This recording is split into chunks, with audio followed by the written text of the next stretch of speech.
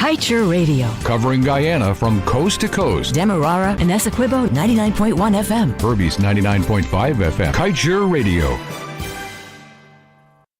Guyana is now a full-fledged oil-producing nation. But how much do you know about this valuable yet finite resource? On our radio program, Guyana's Oil and You, we strike at the heart of every issue with informed views and credible data. The time is now for you to arm yourself with insightful knowledge on your oil wealth.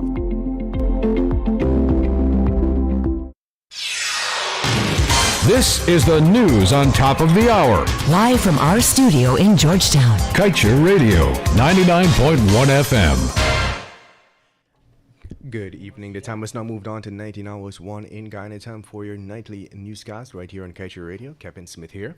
Let's get to the news in detail. ExxonMobil's subsidiary, Esso, announced yesterday that the upgraded and repaired discharge silencer for the flash gas compressor and a new Venturi were safely installed on the Liza Destiny vessel, with the first phase of testing successfully completed earlier this week.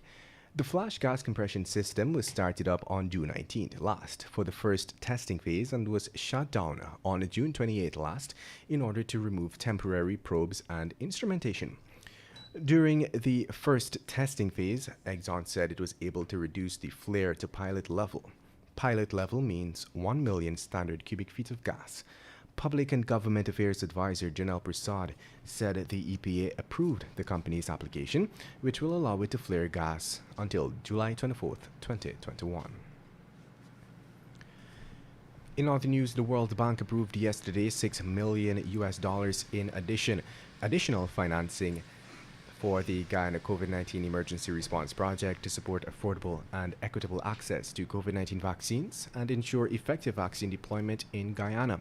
The World Bank noted that the project will also support general preparedness, resilience, and overall health system strengthening. This additional financing to the Guyana COVID-19 Emergency Response Project, the World Bank noted, will fund the acquisition of COVID-19 vaccines.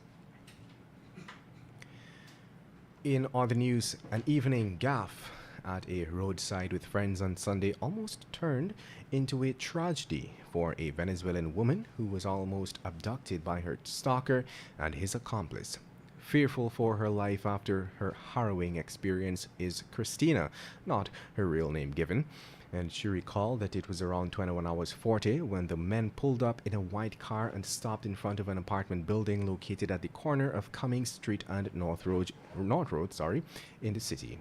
Christina said she had gone there to meet her friends who had recently returned from a mining area in one of the interior locations. Get the full details in today's Kaieteur News. And moving on, 10 NDCs in Region 5 have received $25 million in subvention, while another $63 million subvention was handed over to 18 NDCs and 2 municipalities in Region 6. Minister of Local Government and Regional Development Nigel Dharamlal charged the NDC chairpersons, vice chairpersons, and overseers to put politics and discrimination aside and build a relationship with the respective communities, which would create mechanisms to resolve challenges.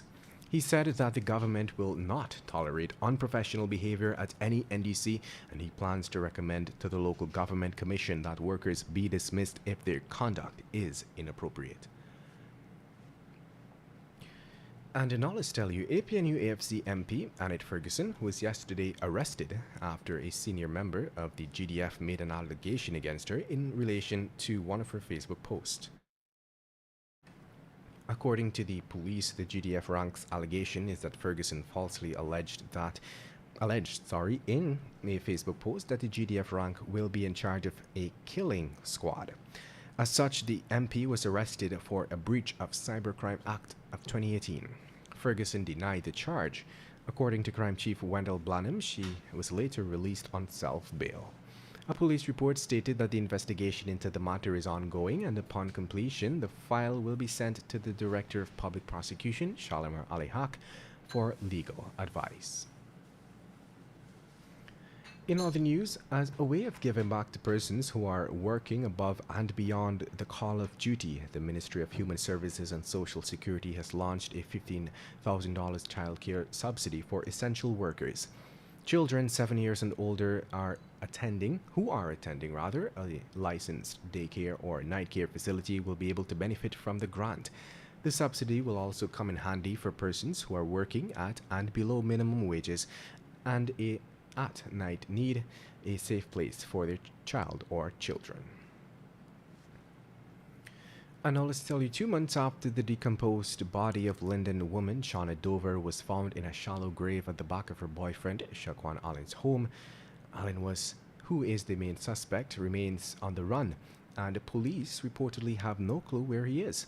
In fact, the woman's family has since intimated that they are convinced that the police have given up on the case. Family members disclosed that ranks have stopped engaging them on the investigation.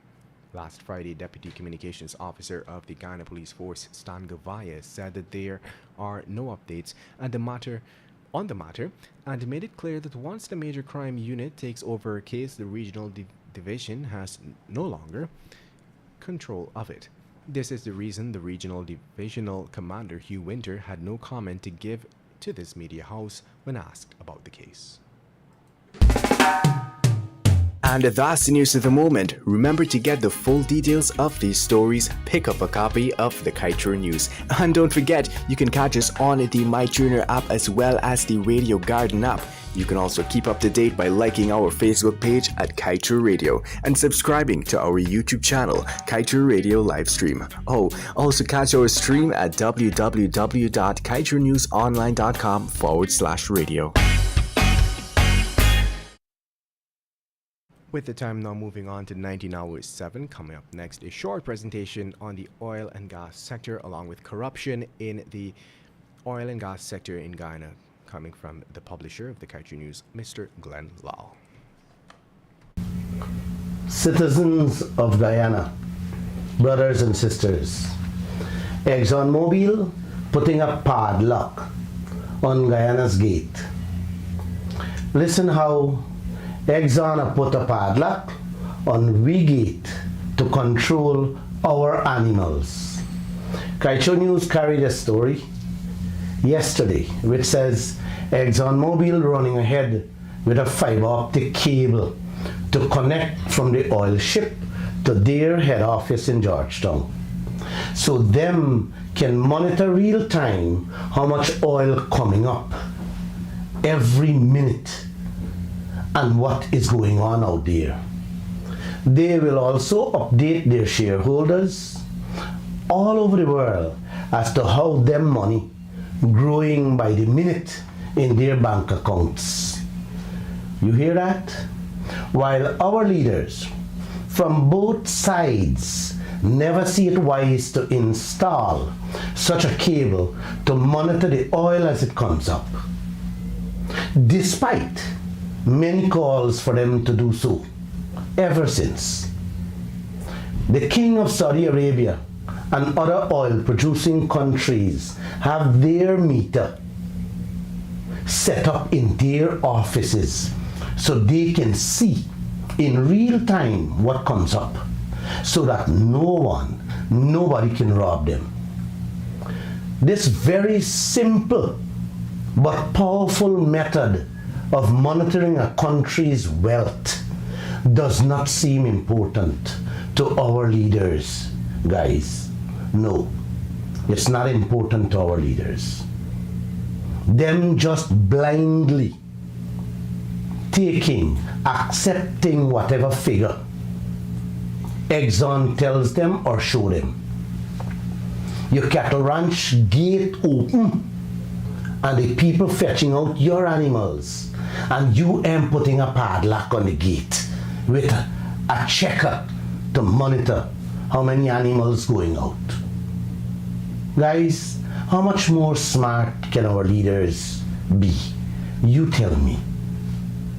Now you have the man who fetching out your animals putting a padlock on your gate that belongs to you with their checkers for themselves what is coming out, how much is coming out, and you, the owner, taking the figures, what them tell you. What a Guyana, eh? This is a beautiful country with beautiful leaders. We can buy a padlock to put two people to check for yourself. And you don't have to go to the bank. Guys, Guyana don't have to go to the World Bank for a loan. The money them is give away every month. 50 million US they give away every month on tax waivers alone. Can buy 2 cable, can land 2 cable from any country out there and connect to the ship. We can also sell bandwidth and make profits from the cable so that we can see and record every drop of our wealth that comes up daily. Our leaders can't see that, can't understand that. Hear what GRA telling us. Them does have to rely on Exxon whenever they come in. You hear this? Whenever they come in, give them the information, the records. And the people gonna fetch out 50 shipload in a month. And when them come in, them will give GRA a figure with 5 shipload ship out. And we have to take that. We have to believe that. Yes. It's like we police force got to rely on the bandits for send vehicle. For the police to go and investigate the crime them committed. What a Guyana. Beautiful Guyana you're living in. Now, Guyana has to depend on Exxon to use their cable that they're installing to monitor. I am waiting to see how much they will charge us for that, because you know you can't get anything for free from Exxon. So guys, brothers and sisters, pray for these leaders, please. Please, I beg you. I beg you, O Creator, help us all. Thanks for listening. You can join me every Monday, Wednesdays and Fridays at 7:20, and let's talk. Let's have a frank discussion as to how our leaders running this land with our wealth.